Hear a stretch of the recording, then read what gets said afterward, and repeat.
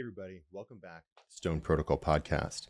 So this is the continuation of, this is part 2 of a conversation I've been having. I'm going to let you introduce yourself in a moment, but I really encourage you to go and to listen to part 1 first.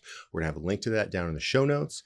Otherwise, it's going to feel like you're kind of coming in midstream. This way, you can not only check out my guest podcast, but also kind of get updated on everything that we had already talked about.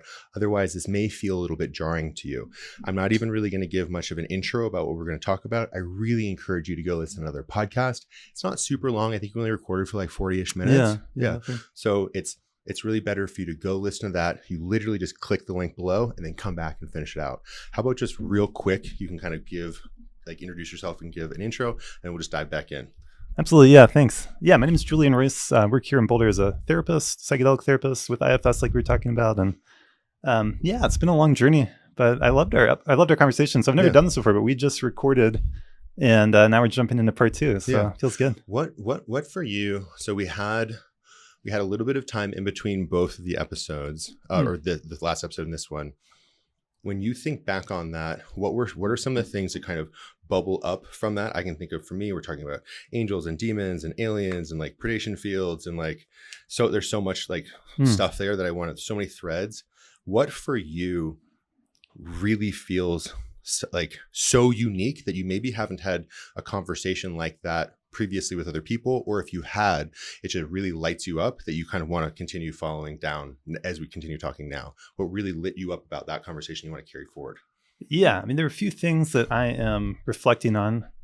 One thing, and this might be an odd answer, but so many people I talk to are healers, meditation teachers, spiritual people, and they tend to have a very positive vision of the world. Mm-hmm. And I actually appreciated you saying, well, if there are these spiritual beings out there that are protecting us, they're doing a shit job of it. Right. The world's in a tough place. Right. And it felt real. When you said that, I felt that. Yeah, I really appreciate that. And it's been a point of contention for me with other people. Mm-hmm. And I feel honestly like it's your jailer telling you, no, everything's fine. Ignore your heart. Literally, Christians say this, ignore your heart. Don't listen to your heart. I don't like that. I really don't like that. My heart tells me, the world is a beautiful place. Mother Gaia is a beautiful thing. There are many benevolent beings here, and our society is overrun and corrupted by parasites, humans and non-humans. Yeah. And that's what my heart tells me. And I see it. Epstein, we give all this money to taxes and our government there's zero oversight. The Pentagon has failed every single audit that's happened. There's money going everywhere. We were talking about Blackwater owns now the majority of the houses, all of this. And so this is real. Absolutely. Yeah. One of the things that came up in our last conversation was the 50% increase in the price of housing in America since 2019. Right. 5 years, 6 years. I mean, it's incredible. And how we're entering this world where, the way I see it, there's going to be a minority of people that own property and a majority of people that are renters for their whole life. Right. And that's not a society that anyone would vote for. It's not a society that most of us want. And yet we're being forced into that. And I think you had the analogy of like cows being herded to the slaughter almost. That's kind of what some of this stuff feels like. There's these big forces that feel outside of our control, but they're not outside of our control. And I think part of the work you're doing, part of the work I'm doing is helping people empower themselves, bring the power back. I like a fellow preacher speaking to a preacher, and I totally am right there with you. Yeah. Let's I want to talk about your healing practice and find similarities and commonality there, and then share. And I actually genuinely want to both share from my end and hear from your end too. And we also only have half an hour too, so we're gonna dance around these things well, as best practices, and then also for our listeners who are interested in this and how they can then resource themselves to do just what you were saying.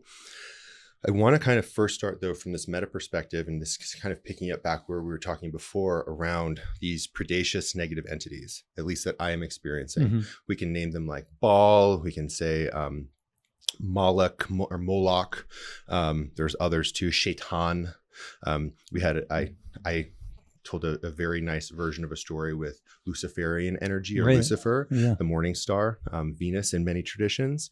So go check that out. Oh, wait, you already did, because you're a good listener, right? You already checked out the podcast. What's the name of your podcast again? A State of Mind. A State of Mind. So you're already in a state of mind, and a good state of mind, and listen to that so you remember that well, hopefully. what is your framework? And it can still be questioning, but your cosmological framework of like what's going on. We talked before about like the Galactic Federation, like, oh, they're here protecting us. From my perspective, they're then not doing a good job. And I think they're actually then, if they are telling us that they are our benevolent overlords, again, that feels like the jailer telling us, oh, no, you're just fine. And this whole notion of, well, at least there hasn't been a nuclear war. The analogy that I use that you remember, listener, is that's me telling my daughter, she says, Daddy, I don't like it when you yell at me. Well, just be happy I haven't hit you yet. And that really I don't hit my kid. And when I yell at her, I apologize. And these beings are not just yelling at us. They are funneling us into forms of predaceous slavery, whether it's wage slavery, not being to have sovereignty over our own bodies, the chemicals that we can ingest, the medicines that we can ingest, the water and food that we eat. So what is the cosmology that you see? And from this framework, what are these potential negative influences that you see both in your practice and things like that from this kind of not archetypal lens, but actual non-corporeal entity lens, if that resonates for you? And if it doesn't, then we can talk about that. Yeah, interesting. This is new territory for me, especially in terms of sharing on a podcast, public platform. I tend to think about this stuff more in terms of forces that are dominating our world. Like we talked about huge corporations, the ballooning budget of the Pentagon, how every single politician will campaign on balancing our budget. And yet when they're in office, they increase the budget of the Pentagon in one form or another. So it's like political theater. The political theater. Yeah. Yeah, and I have, as people follow me know, I have a lot of background with Tibetan Buddhism and with Buddhist practice. And Vajrayana specifically? Yeah, Vajrayana. And Zen. And Zen too. Okay, so tell us a little bit about, if you want, about you went to Naropa. And I went to Naropa University. Yeah, so but I want to speak to your question a little bit. Oh, I'm sorry. I'm just, please do. I think you could understand it on a more like on some level, there's forces like greed, hatred, ignorance that are driving all the suffering that we see. And then are there entities, spiritual entities that are feeding off of that are causing that are contributing? Ergogores? I always mispronounce this. Ara Vibin helped me remember. She's an amazing podcaster. Shout out to Ara Vibin. I believe it's pronounced Ergogor. Are you familiar with this Greek word? So like you're talking about the three poisons in Buddhism, correct? Yeah. So those three poisons would be non-corporeal beings. There would be not just an archetype of that, but an actual being of that can make choices. We can think of it as like a demon, right? Yeah. Like Mara, right? That exists out in space and time, right? It may be transcendent of space and time, maybe not. Maybe it's still in samsara in some way, but that is a thing that exists. So when you refer to, I love Naropa. I went to Naropa. Have a very strong background in Buddhism, Vajrayana, Zen, Pure Land, a lot of them. That those beings are real, much like the bodhisattvas are real. Right. And so when we give offerings to Avalokiteshvara, that is a thing, right? We can find the Avalokiteshvara inside of ourselves, but that is also outside of ourselves, just like this bottle is outside of me. Yeah, and that's certainly a more traditional view. That's that's what the tradition teaches and how people have understood it for thousands of years. How does it resonate for you? Does that not does it not land? And I'm not trying to. I think it's complex. It does land. I think, like you said, it is pointing to qualities in ourself, truths in ourself, our inner Avalokiteshvara, our inner compassion, and I think there is. It's interesting with Buddhism because it's constantly playing with this inner outer self and no self. So in the same way that I'm sitting here. So Linchi would just hit you with a stick. Yeah. Are you familiar with Linchi? Yeah. So hit you with a stick. Yeah. Right? So right back into duality. Yeah. So where I was trained, it was also a martial dojo. And so my teacher would just literally fucking you got good at blocking. I'm not joking. Yeah. Right? So when I went through my koan training, you get good. Oh, you did that. Amazing. Yeah. Boom. Right? And so it's like, duality is real, right? Avalokiteshvara is also here. Like my hand is also here. Both and yeah, I think so. Yeah. Oh no! Boom! You get it again. You think so? Like you think so? Like boom! Say it again. Say it a third time. Like how real is that hand? How real is Jeffrey Epstein's island? It's real. It's really fucking real, bro. It's really real. Those children were really hurt there. So that's real. So I'm just like, are those entities real? And then that's the question. I can see their silhouettes. I see them. Okay. The tradition in which you are saying that you are coming from, not challenging you. I'm just laying it out. They say they're real too. Yeah. Vajrayana say they're real. Right? You tell me, what do you think? Well, did Milrepa think that they were real when he invited his demons to tea? Well, like, okay, so that's a good story. So the story of Milarepa, there were yogis meditating in caves at that time, and they would be there in isolated retreat for months, sometimes years. Sometimes someone would come to make offerings to them, and they would find a destroyed corpse because a demon had showed up and had ripped them to shreds. And so, yes, they are real. And, they're also, Milarepa was able, they were real in that sense of showing up. But Milarepa was able to see the emptiness, and they weren't able to hurt him. Yes. So real in some ways, and ultimately, Buddhism doesn't say anything is ultimately real or not real. So that's I get it, but then we got to come down from the mountain. That's the 10th Oxford picture. Right. We're back in the marketplace. We are in the marketplace. The marketplace is called Let's Do Podcast with Yavel, CEO. I love you, Yavel. So we're back in the marketplace. So they are real. So the tiger is real. And when the tiger walks up and down the aisles of the marketplace, best get out the way. Yeah. Unless you're a tiger hunter. Yeah. I'm a tiger hunter. Yeah. And I don't kill them. I put them into not cages, but nice demon daycares, so they don't eat people like children, like on Epstein Island. but this is real. It is real. It is real. The demons are real. Anyone who's honest with themselves. We have negativity. We have dark nights of the soul. We have nights where we can't fall asleep and our mind is racing, and that's real. And that's a form of facing your demons. And then is that demon? So we talked about in your podcast, internal family systems. We talked about Robert Falconer. So he has this concept, unattached burdens. They are actually real, predacious, parasitic entities outside of us, not just in our psyche, not just in our psyche, outside of us. And there are entire protocol and systems on how to protect ourselves from them. Would you, and I'm not, and this isn't like a setup, I'm asking as a fellow practitioner, real in the sense that they are outside of us. Because if that is the case, which I do believe, many other people do believe, and just because other people believe doesn't mean it's right, I do think it's right. Then as practitioners, as healers, people who hold a healing container, like damn well better fucking know that exists. And then what do we do about it? Yeah, absolutely. I agree. Okay. Yeah, and I don't know if that surprises people listening or not, but personally in my meditation practice, I have a daily meditation practice. And at the beginning, I invoke a protection circle. And I can do that in different ways. I imagine light around myself. Love it.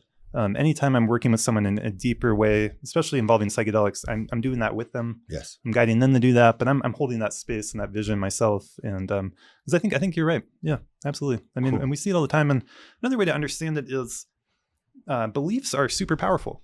And when you open up your phone and you open up TikTok, Instagram, when you turn on the TV, you watch a movie, you are being, flooded with beliefs, and they're not coming from you. Right. And those affect us. And so that's another way you could understand it. That's a little bit less esoteric, perhaps. Right. But yeah. But the esoteric, in my experience, is real. Hecate, the triple goddess, is real. And if you know about Hecate, the triple goddess, I love you, Hecate.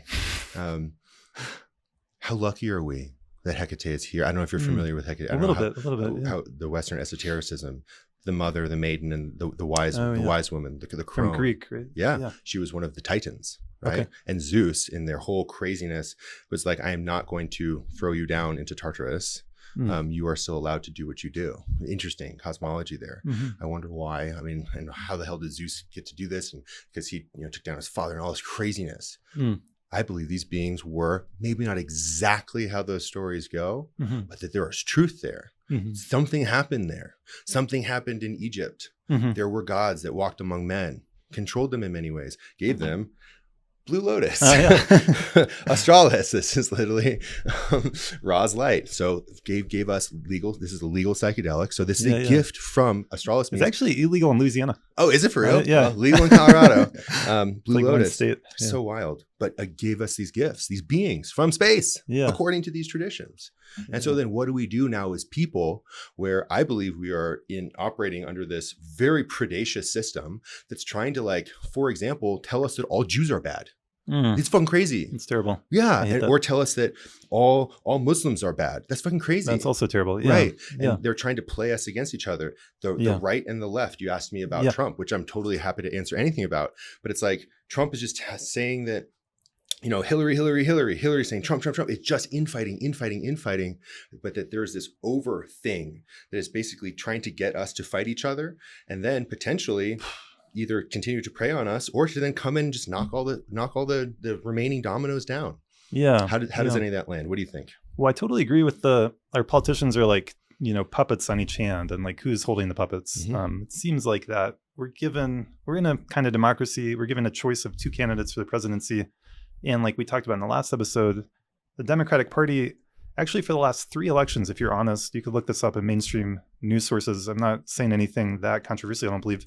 The Democratic Party has bypassed the primary system. Yes. And that's not democratic. I was trying to have Bernie back in whenever. Bernie. Yeah, 2016 Bernie. And like he should have been the candidate. If we'd had a real primary system, that's when they lost me as a Democrat. Me too. Yeah. That's when they lost me. Yeah.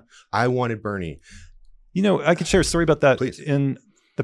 I was like 2015, there's the primary for the 2016 election, or maybe it was like February 2016 or something. I went to vote for Bernie Sanders in the Democratic primary here in Boulder, Colorado. And I showed up expecting to be able to cast a vote. And what happened was there was this big room, I'll never forget this, there's a big room filled with people. And there were these kind of Democratic Party officials who were the ones, in charge running the show. And they did this like weird consensus thing.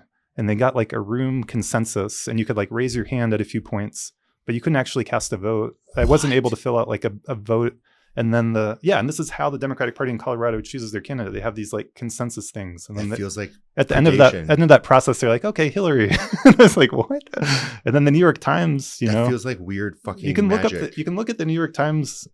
I can link to this below, but they did an investigation in how Hillary Clinton and the Democratic National Party colluded to get her the nomination. Yes. Steal it from the people. They didn't have a proper primary process. No. But they were following their official rules, which apparently that sounds like some demon shit. I'm following this set of rules that you've agreed to, you've consented to do what I say. Well, put the collar around your neck. The party, that's what it feels like. Yeah. So the Republican Party, the Democratic Party, they get to create their own primary process. And doesn't have to be democratic. It's whatever they decide it is. Right. But it's not what I want. Yeah. And so I was going to make one other point. Please. If someone's listening to this and they're, we're in this very materialistic scientific world where we talk about gods and demons and you're like, what the fuck are you talking about? If you zoom out on human history, for 99.99% of human history, that what you were sharing about these entities being real was just true. Yeah.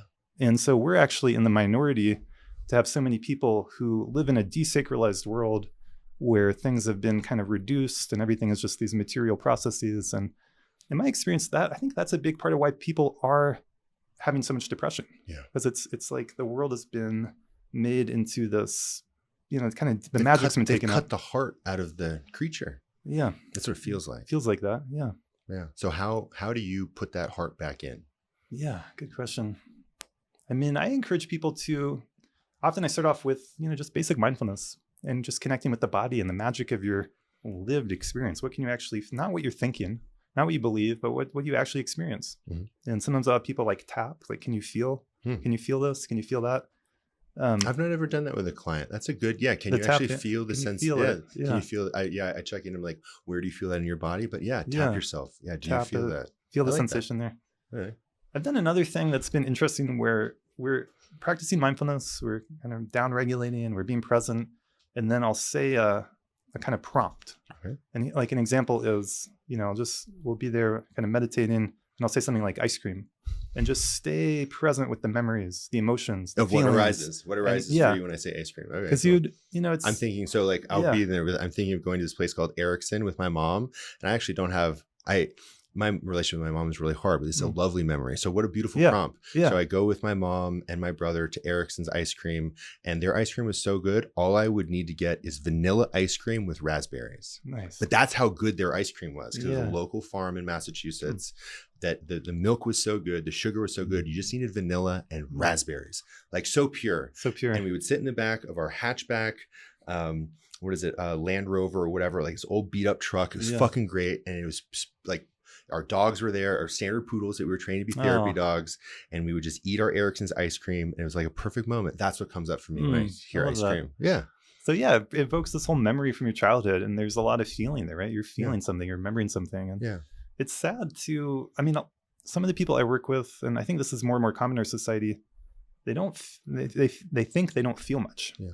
And maybe but so like learning how to feel is an important part of, in my understanding, connecting with magic, being more alive, living a full life, being our emotions, being our feelings, not being overwhelmed by them, not that we're emotionally volatile all the time, but that we're able to have a full embodied experience. I love everything you're saying. Thank you for meeting me this place. I really appreciate it.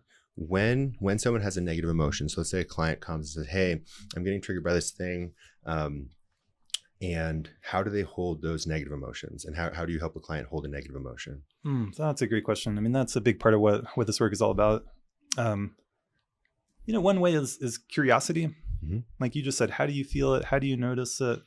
Can we not make it into something bad to get rid of, but can we be curious about it? Mm-hmm. And can we explore it together? Mm-hmm.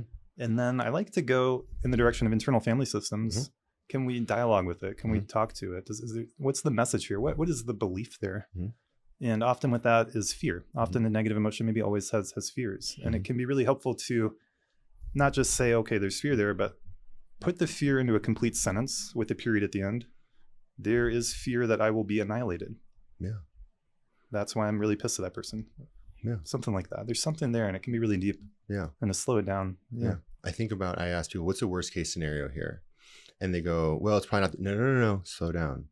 Tell me the worst case scenario, your wildest, horriblest nightmare, worst case scenario. They're like, that I'm going to die, right? Yeah. Or I will be annihilated, right? And annihilation, what a powerful word. Yeah. It's like you are destroyed and all memory of you is gone, right? I think, or that's oblivion, excuse me. Okay. Yeah. So like, I will be oblivionated, right? But imagine taking that on, right? Yeah. Be like, okay, let's hold that fear of oblivion. Mm-hmm. Destruction to the point of there's no recorded or conscious memory of your existence ever. Yeah. That deep. Could be sad. Or for other people, they'd be like, thank God, I just want to get out of here. But either way, that can be very scary. Yeah. And then holding that with these IFS, the arms of self, really holding that and then nourishing that part that has been potentially outcast and then making a plan, because are we going to get oblivionated? Probably not. Are we going to get annihilated? Probably not. But that's what the fear is. And that's it's like raising that up in us. Yeah. Absolutely. Yeah. So how do you leverage psychedelics legally here in Colorado with Prop 122 in that work that you do? Yeah, great question. Yeah. We both went to Naropa University. I think part of the saying of that is, meet someone where they're at. I love it. And so I want to meet people where they're at. And some people have a strong connection with God or particular spirituality. Like, let's go with that. And like invite them to help create the experience. Some people not so much. So it's a curiosity and like, well, is there, for example, bringing in some objects that are sacred to you. Okay. What the meaning that has for you. And like, it's gonna be different for different people. And there's also different psychedelics. So legally, in my practice, ketamine, psilocybin, and then also cannabis, which doesn't get talked about a lot, but it can be super powerful, very gentle. Do you want to just speak to that briefly of how that can be used as a healing tool? I'm a big proponent for cannabis as a healing tool, and that it can,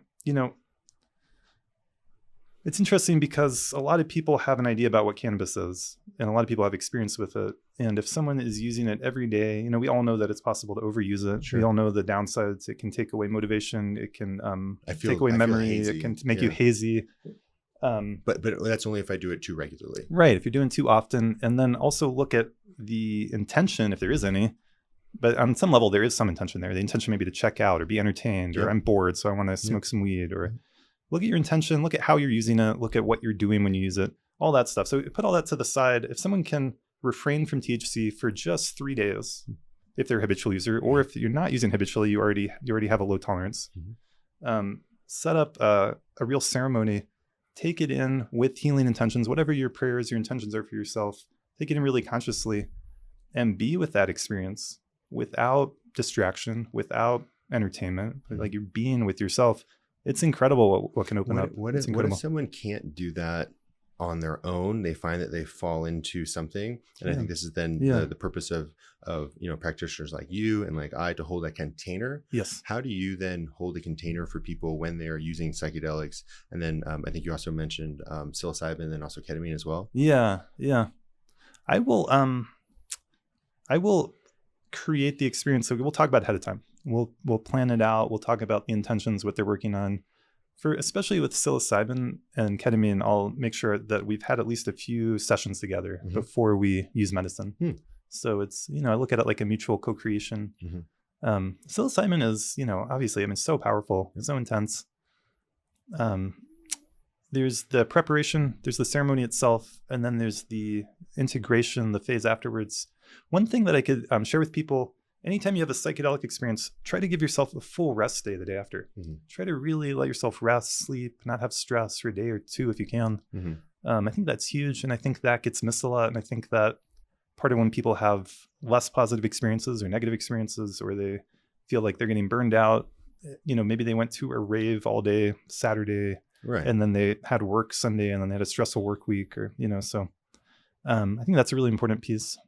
But the psilocybin in particular, I kind of, my perspective is bring in your intentions, bring in your prayers, create trust, do the protection practices like we're talking about, and then at some point when you start to feel the medicine, surrender, let yourself go, let yourself surrender, and just trust the experience. And can I say, I think that is it is then of utmost and vital importance to then do it with proper set and setting, and set being mindset, intention, setting then being where are you doing it, hopefully with a practitioner who's holding space, who can have that protective field. Again, we're operating under, I believe, agreements, tell me if you're wrong, that there are negative non-corporeal entities that prey and feast upon human suffering. Unfortunately, I wish it were not the case. I'm doing everything I can to help. Like this podcast. Thanks for joining me. And so because of that, when you open Aldous Huxley, thank you, the doors of perception, these things can then potentially interact with you to a higher degree. And that's why the container, and that's why the facilitator. And so the facilitator holds that container and keeps the practitioner safe, almost like in a cocoon. And then through quantum tunneling through their heart chakra, at least that's how I do it, they can commune with other benevolent beings. It's like having a bubble that then you are able to just directly quantum tunnel into the bubble from that heart space. That's how I do it. I love that. Connection with the heart is huge. I'll often lead a meditation or practice to connect more with their heart. For example, you could place your hand there if it helps you connect there, but just breathing into your heart and feeling it expand backwards to the sides, up and down. That can be a wonderful way to practice mindfulness. I love it. We've got 5 minutes left. Okay. Let's say you only had 3.5 minutes, because we have to close for 1.5 minutes. And this was this won't be, you're going to have a long illustrious career, I'm sure. But this was the only 3 minutes you had left on a recorded platform to say something of vital importance for all of humanity throughout space and time as this physical incarnation. What would you want to communicate? I've never asked anyone this question before. Oh yeah. Clock's ticking. No, I'm just saying, take your time. But you got 3 minutes. So maybe you want to say, I don't know. Yeah. No one's asked me this question either. It's powerful. One thing that comes to suffering is actually optional. Whatever's going on in your life does not have to mean that you are suffering, doesn't have to be evidence that you're doing it wrong, that you're a failure, that life is hopeless. I want to inspire people, and myself too, not given the cynicism, not given the nihilism, that what you do, what you say, how you show up matters. And that's a big part of what spirituality, religion throughout time and space has given people, that it matters. And I know that when I believe that, when I'm acting in alignment with that, I feel happier. The people around me seem much happier to see me. And when I think nothing matters and what's the point of anything and the world's going to shit, so why should I get out of bed today? I mean, that's obviously a road to depression, anxiety, not feeling good, not creating the life you want to live. So there's something to be said for take responsibility for what you can take responsibility for. And everyone listening to this can take responsibility for your words and your actions. Like, let's make it simple. Like, the things you do today are things you're choosing to do today, unless you're being held hostage, at gunpoint, which I'm guessing you're not if you're able to listen to this podcast. I hope not. All right. So again, back to that point, we have more power than we realize. And the cynicism, the nihilism, I would include materialism, scientific materialism, actually, it's actually an extreme belief, in my opinion, that disempowers us. So I love that. Yeah. Thank you. Yeah. Thank you for sharing that. I listened with an open heart, and it won't be, but as though that was the last thing that you will ever say. So I really took it in, and I agree with you. Yeah. And I think that's beautiful. Well, here, can I add one other piece? Please keep going. Yeah. You still got some time. Every moment, there's the potential to recognize our true nature. In IFS, we call it the self. In Buddhism, we call it Buddha nature. Christianity, maybe that's God or Christ, however you want to talk about it, whatever religion, whatever language, Atman, every moment that possibility is there. And that's the key to the whole Vajrayana Buddhist tradition, the key to the whole Zen Buddhist tradition, key to all the Buddhist teachings, in my opinion. Each moment, like that, each moment has that. Like we talk about birth and birth and death and rebirth and the cycles, and that you could maybe become awakened one day. But the reality that each moment has that potential, to me, that's been so helpful and helps me orient, helps me come back and like, wow, that's a possibility. Maybe I can open to that possibility right now and have some taste, some experience of that. Yeah. I love Thich Nhat Hanh's perspective. Before he passed away, I lived in several of his monasteries and had the opportunity to train within his community when he was at Deer Park. Nice. Right outside of Mount Tremper in Southern California for a summer Ango period. He was there and gave Dharma talks multiple times a week. And this notion of every step is stepping in the Pure Land or in enlightenment. Mm-hmm. So we're here, every step. Every step is the Pure Land. That's awesome. Every step. And every breath is that Pure Land. Every breath I inhale, I am free. I'm in this moment, perfect and complete. Now, if I'm being harmed, if I need to maybe take care of some business things, I can also do that too, but that I am okay. And even if I'm not safe, and he has this beautiful poem of talking about this little girl who's, trigger warning, but, raped on a boat by these sea pirates. And he's sitting with that, as he's sitting in meditation, I am also that little girl in this moment in the Pure Land. And it breaks my heart. He's like, I know that little girl. Last night I was doing a session with a young woman who was sharing with me her childhood sexual trauma at the age of 3. Jeez. Earliest memory. Wow. And in that moment, I was that little girl with her. And yet still, it was perfect and complete and beautiful.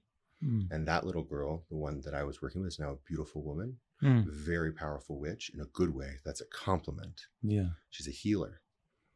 She's a poet. She's an artist. I'll tear up thinking about it. She's powerful. And every inhalation, we have that opportunity to come back to ourselves and to come back to beauty. Yes. We have 5 seconds left. So thank you for tuning in. Where can people find you on the internet? Yeah, thank you for sharing that. And thanks for having me on the podcast. It's okay. You can find me on Instagram. I'm Julian Ocean, and my website, astateofmindtherapy.com. And I also have some music up on SoundCloud, so you can find me there too. Very cool. Yeah. Thank you, everyone. We'll see you next time.